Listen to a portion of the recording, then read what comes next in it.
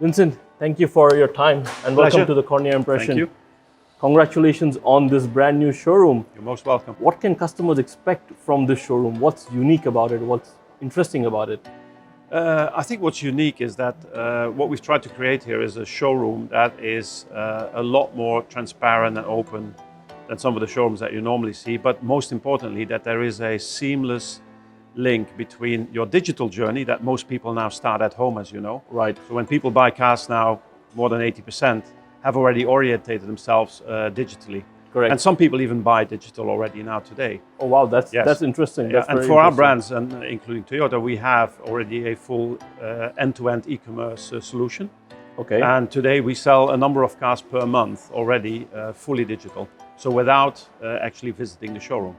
But for those people that want to visit the showroom, what we want to make sure is that that digital journey is continuous almost seamlessly. Right. So what you see here is a number of digital tools. For instance, at the cars you see the stands.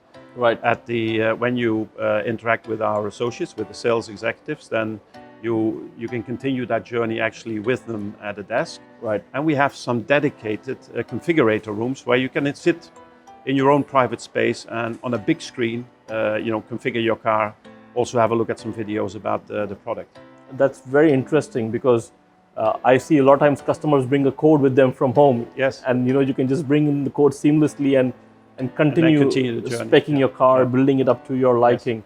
And obviously the Land Cruiser is one of the most popular cars in the region. So that journey is very important for the customer because Correct. for them it's just not buying a car, it's bringing something home to the family. Exactly. So that journey is beautiful to get that into the showroom and integrate it. Yeah. Bringing up something that you said earlier about people buying it online.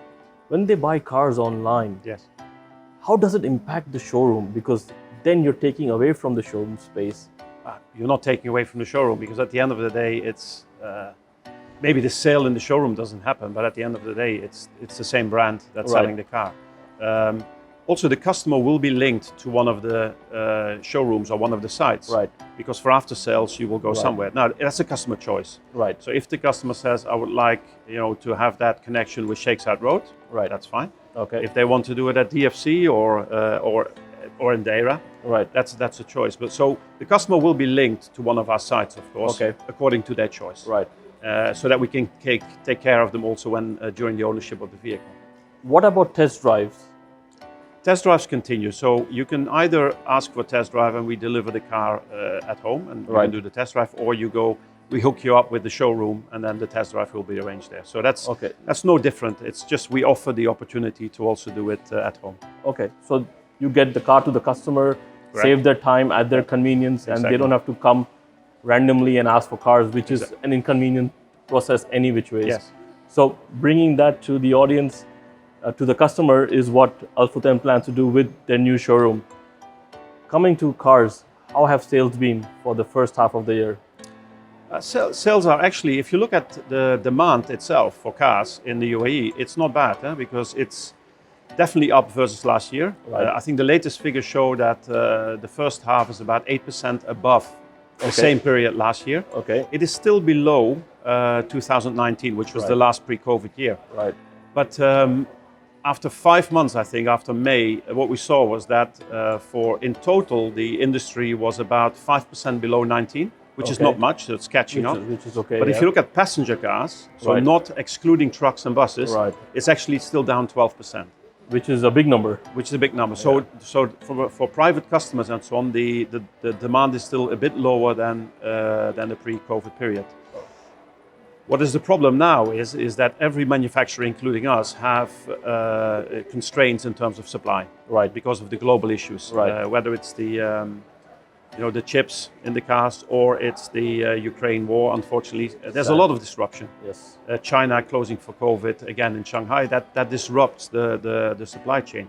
So if we were able to supply all the cars that we have orders for, actually the market would be even better. So it goes up than what was in 2019? Well, I think it'll at least be, if we look at our visits, the number of visits we get, it's more than in 2019. Right. About 4% more. Okay. So you see that the market has recovered in that sense from a demand point of view. The problem is the supply for all manufacturers is at the moment a bit difficult. So there's still gaps. How long do you think this would go on? Nobody knows. The only thing we can say is that, and it really depends on the product. It's not the same for all the products. So the more technologically advanced the product, there are more issues because there are more components in it that are affected by the supply chain. And depending also on where the car comes from, so the production source. But in general, nobody knows. And if you look in global news, nobody dares to make a prediction. Most people say it'll take another year at least before it normalizes. Yeah. So obviously supply is a problem at the moment. Demand is there. We're having a lot of people talking about inflation happening and markets becoming softer. That means demand going down. Do you see that affecting the UAE in any format? Because globally, that's what's being spoken about right now at the moment. Well, inflation is happening everywhere globally. If you look at the UAE, the petrol prices are a good example. I think everybody's talking about it every day. But even if you look at appliances, for instance, refrigerators are a lot more expensive than they were a few months ago. Right. So also cars are going up in price. Right. It's mainly driven by a number of things. One is the raw material prices have increased, and you can look at the commodities like even steel and so on has gone up. Freight has gone up dramatically for all industries, and that's driving, of course, when the cars come from Japan or from Thailand, it will increase the cost. And then you've got the effects depending on the source of the product. Things like currency fluctuations, yeah, because that's also again affected mainly by the things like the Ukraine war. There's a lot of things happening that are affecting economies in those markets. So the combination of that drives the cost up of the product.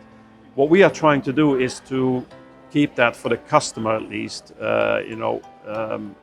competitive as we can keep it. We also look at our competitors in the market because that's the way it works. Yes. But there is a level of inflation, but it's not to the same level as you see on many other commodities. Right. Because we try to control it. Which is good. So, assuming prices stay stable for the next few months, you're also seeing the demand stay the same, not go up too much, not go down too much. Yeah, but we have not seen the demand being affected by that inflation until now. So, because of COVID, I think there's a lot of there's a lot of lag still in terms of the people that intended to buy a car at the time. Right. Now that it starts to normalize, the demand is still there. Right. And for businesses, you see that the catch-up already started earlier. So a lot of businesses postponed their investments during COVID. Yeah. Now that the business is coming back everywhere, you see that these companies start replenishing their vehicle parks. Correct. So the demand is not so much affected at the moment by that inflation. We saw the Toyota Light Ace last week, and that was a brilliant product. I think it's perfectly suited for a market like ours. Something small, something budget, something easy on the pocket for new businesses and old businesses. Fuel efficient. Fuel efficient, very important. And it does the job as the bigger cars. So I think it's a perfect time to launch something like that in this market. So a good move on that. Thank you. Talking about products, any GR products, any performance products coming in this year? I don't know what I can say about products, but what we are definitely going to invest a lot more in what is the Toyota GR range. Right. Not just in products, but also in terms of animating the motorsports activities. Right. Okay. So we are now the main sponsor of the Abu Dhabi Desert Challenge, which is one of the World Rally Championship courses. And also the Dubai Baya is a spin-off of that. So we are the main sponsor now as Toyota for that event. And linked to that, we will very soon announce some very nice initiatives which go back to the grassroots of people wanting to maybe becoming racing drivers. So that's just a hint of what will come, but that's what we're working on now. So we will be talking a lot more about motorsports and sports cars in the context of Toyota, because it is an exciting brand in that sense. Products like the Land Cruiser, there's already a GR version of that. Yes. But to answer your question, we will bring another sports car very soon to add to the range. And I think you know which one that is, because it's one of the heritage products. So that I'm car excited. I think that car will come back to the GC, but also back to the UAE. Okay, nice. Yeah. So happy to have that back here. Toyota Crown. Yes. Any idea if it's coming here? To be very honest, I don't know yet. Okay. At this moment, our product teams are in Japan Okay. to look at products. Okay. So, because the Crown is very important in Japan, as you Yes. know, it is almost a brand within a brand. Right. They have developed a new range of product, Right. and we are looking at how that could fit, not the range maybe, but some of the product within the context of the UAE. But of course, you need to look at the fit of it in terms of the usage, Right, definitely. and also powertrain and so on, Yes. because it needs to be matching the UAE requirements. Correct. So I can't tell you about that yet because I don't Okay. know yet. But as soon as we know, we'll let you know. So maybe we are having some interesting cars coming in from Toyota this year. So stay tuned and watch out that space. Moving on to sustainability. Any sustainable cars coming in? Few hydrogen fuel cell. You'll have the Mirai, but any other products coming in? Well, Toyota has started a couple of years ago in concentrating on hybrid here in the UAE, as you know. Right. And I think we're probably number one in terms of number of hybrid cars on Correct. the road by far.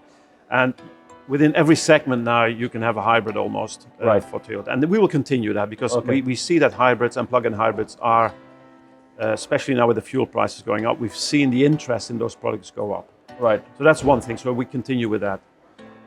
Toyota is also developing other powertrains. You mentioned the hydrogen, Yes. which is the Mirai in our case, but also they're also working on an EV range. Okay. Again, I cannot tell you what's coming exactly because that has not been decided yet in Okay. detail. We're talking about that. The Mirai, the car is. We have one car here, physically here. Okay. It was used for the expo, and Right. it all depends on being able to fuel the car. Absolutely. So we can bring them arrive, but if there's no way to fuel the car, No infrastructure yet, yes. So we are working with a number of partners to look at how that development will happen. So both in Abu Dhabi and here, we're talking to people to see how we can work together as a company in establishing that. But I don't think you'll see many hydrogen cars on the road in the short term. I don't think so. EV, however, is growing very fast. Right. And there we, as Al-Futtaim, we have decided to launch already some brands with EV. One is Polestar. Volvo Yes. already have, Volvo Yes. also have EVs, 2 EVs now. But again, there the infrastructure is very important. So again, as Al-Futtaim being one of the leaders in terms of automotive market share, we've said is we need to also look at that and Right. work with partners to make sure the charging infrastructure is established and Right. accelerated faster. So Right. we're working on that as well as a project. And then when Toyota comes with EVs, we will have a head start compared to some other people. But the experience we're already gathering now in terms of EV Right. with the other brands that we've got. Because EV right now is always focused on a more expensive segment in the market, and filtering it down to the masses is where it actually becomes usable by most people. Although if you look at the usage of an EV, yes, today when you enter a market like the UAE, you probably start with a more exclusive product, as a market entrance. Yes, but correct. those brands have got cars available that are also volume cars, because in Europe, go to Europe and you can see the penetration is growing very fast. Those cars will come here. And they're actually, if you look at the economics, especially with the fuel prices, the way they're going, actually these cars are more efficient. Definitely. As long as you have charging It's- available. that's a So trick. they are more efficient. And the hybrids definitely, I mean, the reason why all the taxi companies in the UAE use our hybrids is because they are significantly more efficient than the equivalent petrol car. So I think the point has been proven that hybrids and definitely also EVs are more economical, but you need to have everything surrounding it. And now I think that the big changes happened now is if the fuel prices are higher than they used to be, which might be the case, we don't know, of course, but then I think that will accelerate the request or the demand for hybrids and then for EVs as well. Definitely. I've driven the Volvo XC60 plug-in hybrid, and I'm driving the Volvo C40 EV tomorrow, the recharge. Well, So, you let me know how it I will goes. definitely It's let really you know. nice. Yeah. Perfect. Thank you so much for your time. Thank you. Pleasure. Thank you for coming on board.